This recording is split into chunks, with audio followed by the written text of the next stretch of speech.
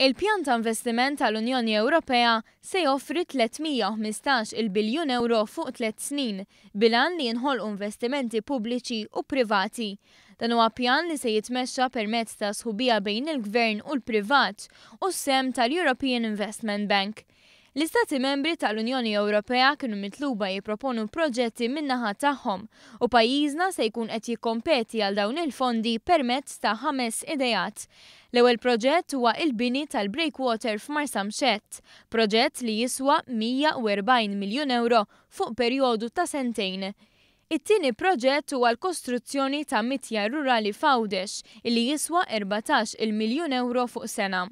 Il-bini ta' monorail li jinkludi linji kemm fuq l-art kif ukoll taħt l-art huwa t-tielet proġett propost u jekk isir jiswa 1.4 biljun euro fuq perjodu ta' 8 snin. Ir-raba' proġett li jiswa 15 miljun euro fuq sentejn jikkonsisti fl-iżvilupp ta' infrastruttura għax-xiri, maniġġjar, ħażna u distribuzzjoni tal-mediċina mis-servizzi tas-saħħa pubblika. Il-ħames proġett huwa l-iżvilupp ta' ċentri ta' akkomodazzjoni soċjali u ċentri fil-komunità għal persuni b'diżabilità bi spiża ta' 40 miljun euro fuq 8 snin.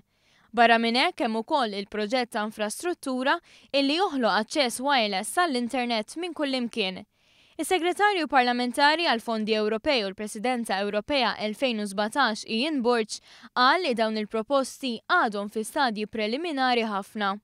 Importanti li wieħed anke ma jollix l-aspettattivi, dan għadu proċess fil-bidu tiegħu. Informati li hemm laqat interni għaddejjin fil-Kummissjoni Ewropea sabiex jistabilixxu il-proċess u kif għandhom isiru sottomissjonijiet imbagħad formali tal-proġetti jintgħażlu eventwalment jiġu implementati. Pajjiżna se jżomm il-kuntatt mal-Unjoni Ewropea dwar dawn il-proġetti permezz tal-Ministeru għall-Finanzi.